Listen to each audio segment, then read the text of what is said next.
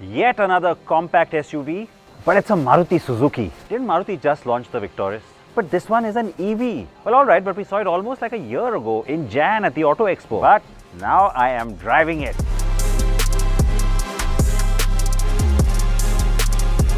Yes, the first electric from Suzuki worldwide, only made in India.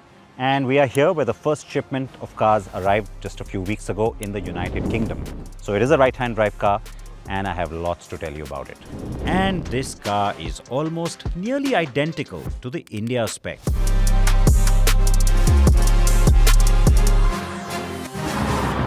Here in the UK and also in India, we're going to have two battery packs on this car, 49 kilowatt hour and 61.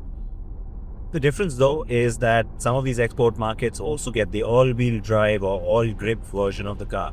That's something that we won't be getting. The advantage there is that you'll have maybe slightly higher range. Maruti was always talking about more than 500 kilometers, remember. So we'll wait and see what the India spec finally carries as its claimed range. For the most part though, most of the other specs are very common between the cars that are sold here and what we will be getting. The Vitara also needs to be a tech showcase for Suzuki since it also points to the direction ahead, and Suzuki has been late to the electric party. This high-tech e-platform becomes significant from a volume perspective. Not only is it being made in India for the whole world, so like 100 countries, but don't forget there's also the urban cruiser version coming from Toyota, and then, who knows, there'll be more models coming off of this platform as well, as you see more and more electric cars coming from Suzuki globally. That bodes well because hopefully we'll get a whole lot of those as well. Okay, on with how it drives, yeah?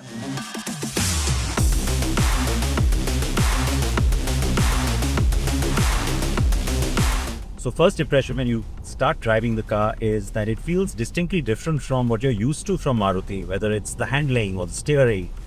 And, I'm sort of putting that down to the fact that this is a global model and it's supposed to have, many other market requirements and not necessarily the kind of constraints that Maruti typically works in the Indian context. Well, having said that, right now I'm driving on the motorway and here you feel it even more. It's very pronounced.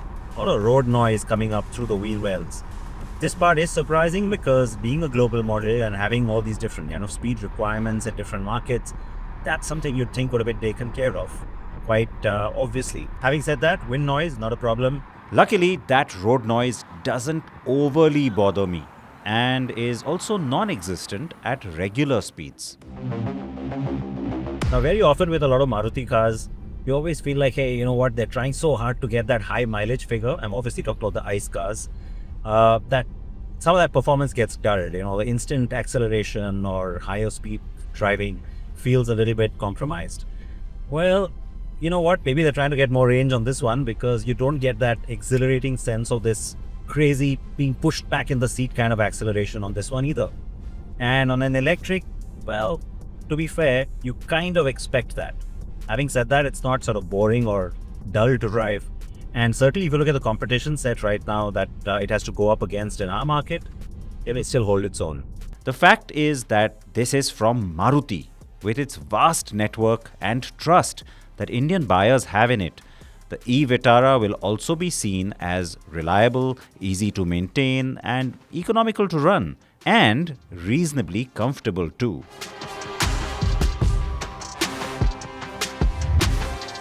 While I did like the handling on the car, the part that's surprising me a little bit is the ride quality. It's a little hard and almost feels a little bouncy in some places. Well, maybe the India spec will be retuned a little bit on that, and I certainly hope so because with our road conditions, that's going to matter. And the other thing that seems to be very obviously done is trying to find a good balance between battery or power consumption and therefore having a higher range and not having a very heavy or a very large battery pack because you don't get that very exciting instant sense of acceleration. Of course, there is a slightly better throttle response in sport mode, and you do feel that it gets dulled a little when you put it into eco, but for the most part, the three different drive modes, you don't have a huge sense of distinction between them. Now, all electric cars have different varying degrees of regeneration that you can use. It's the same on this one, but here's the weird thing. There's no paddle shifters. There's no way for us to be able to do this where you can change and manipulate the level of regen on the fly while you're driving. You can do it through the menu on the screen, but only when the car is static. That's not good.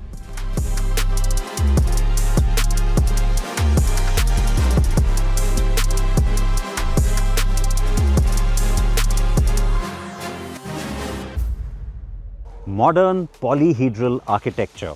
Well, that's what the company calls this, if you please. And it also calls it a metal beast. That's the design brief, let's say, that was given. So the idea is to look very typical of Suzuki. And so if you look at that, and especially if you look at the Vitaras that Europe has had in the past, yes, it's recognizable. You see a lot of the cues in the face especially that are kind of similar and yet adds a little bit of modernity, a little bit of newness to it. Big Suzuki logo, no real grille, very distinct and unique DRL signature. Lots of this, again, like I said, exaggeration on the solidity, metal beast, and yet you have a fair amount of this cladding that runs all the way along the side of the car. It doesn't necessarily emphasize the wheelbase, but it emphasizes the height and the fact that the car has a good sort of go anywhere capability and a little bit of that solidity and chunkiness. Nice wheel pattern.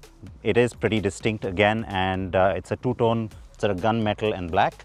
And of course, these are efficient wheels. And then things at the back end of, on this two-tone roof, you see it more distinctly, the built-in spoiler over here at the back. The e-Vitara badging is nice and big. The ruggedness of the design is very, very apparent here, and yet you have the modern elements like these connected tail lights, so use of this glassy element in the middle, and just overall a very recognizable car in traffic for sure. Decent on boot space too. The boot volume is 244 to 562 liters depending on how upright the rear seats are or if they are completely folded down flat. Now with those seats up, it is smaller than the Grand Vitaras, and that glassy element on the rear door trim is like the one on the new Venue. Kinda. We're also closer to the market launch now, so this part becomes relevant. Two big screens, yeah, that dominates pretty much every car's cabin these days. No different here. 10.1 inch on this one, the touchscreen, and the instrument cluster, 10.25 inches. It's nicely done, it's new, it's different, and we've started to see these new graphics even on the Victoris. The layout is a little bit different to what you're used to from Marutis, because you see the two big, very dominant AC vents. Of course, all four of them in the sense are very, very distinct. The two-tone on this also kind of accentuates that to a certain extent. You have this tan plastic or brown, and then you've also got it on the seats here on the center console. And there's a mixed sort of fabric and leatherette combination seat. It's a fairly comfortable seat. This side is power adjustable, that one isn't, but this also is height adjustable as a result. You got the sunroof, that is also a must-have these days, and of course front seat ventilation goes without saying. The top spec has that too. Now most of what you're seeing here is a lot like the India spec. There is an all black interior. I think the two-tone works a lot better. It gives the car a little more character, makes the cabin look a little bit roomier and bigger too. I'll show you the back seat in a second, but I want to quickly tell you that you also get the EV specific sort of controls and commands in here on this screen. Of course, tells you your driving range, it tells you how you can drive efficiently. You also have this rotary dial here for the reverse or drive or neutral position, and P for park. And it's nice to see it's sort of uncluttered. Wireless phone charger, two cup holders up here, a fair number of buttons, the kind that you're used to from Maruti on the steering wheel. The steering wheel itself, a little bit squarish, a little bit different. It's nice in terms of how it feels to hold, and of course, also when you're driving, feels pretty maneuverable. The car looks deceptively compact on the outside, and you think that it'll be really cramped inside. Not quite the case. It's a clever use of space, except the headroom does feel a little bit compromised, and so that's the one sort of negative. But nice amount of floor space. The flat floor, of course, helps. Good amount of leg room. Look at the knee room I'm getting too. And under thigh support, yeah, it's not the best, but then, you know, in most cars it's not. You do have this where you can drop down this center section, and you get a nice ample armrest, cup holders. You can also reach into the boot for what that's worth. That's nice to have. The seats, well, I have to say the contouring on the seat is actually pretty comfortable, but you also have this little lever up here which allows you to change the seat back angle, which is something that's always appreciated. You get 3-4 different sort of angles that you can adjust it to. A little bit plasticky in terms of the door trim, but it'll be easy to clean, and the quality of the plastics is still pretty all right. No rear AC vents on this one here, but you do have a USB A and C charging outlet point there. The Vitara will add yet another SUV to Maruti's growing portfolio that already has 4 SUV models. This one will sell from the Nexa channel. The car will have 7 airbags and 3-point seat belts, ISOFIX as standard, 360-degree camera, tire pressure monitoring, and level 2 ADAS. When this car was first shown to us at the Auto Expo, so much talk around the fact that it's going to be Maruti's first model in our market with ADAS. Well, the Victoris came and changed all that. It surprised all of us by being actually the first from the country's largest car maker to bring ADAS onto the road. This system feels very similar to that one. I have driven that quite extensively, and now I'm seeing the same sort of response here.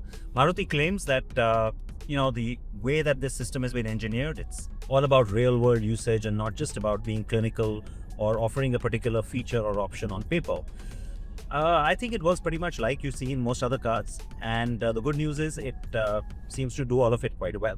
The rivals are a varied bunch. The B6 from Mahindra, Curve EV and Sierra EV from Tata, Hyundai's Creta Electric, and in many ways the ZS EV and Windsor from MG. The latter is the sales topper, don't forget.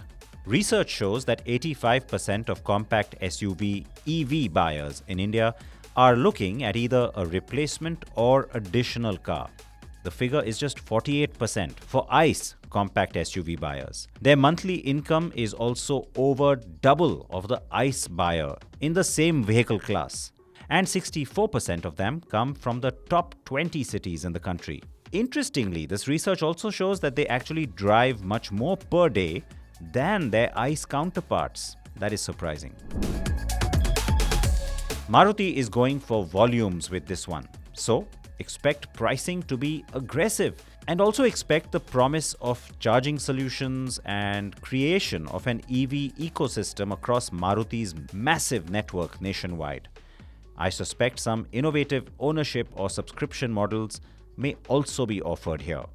The launch is just days away.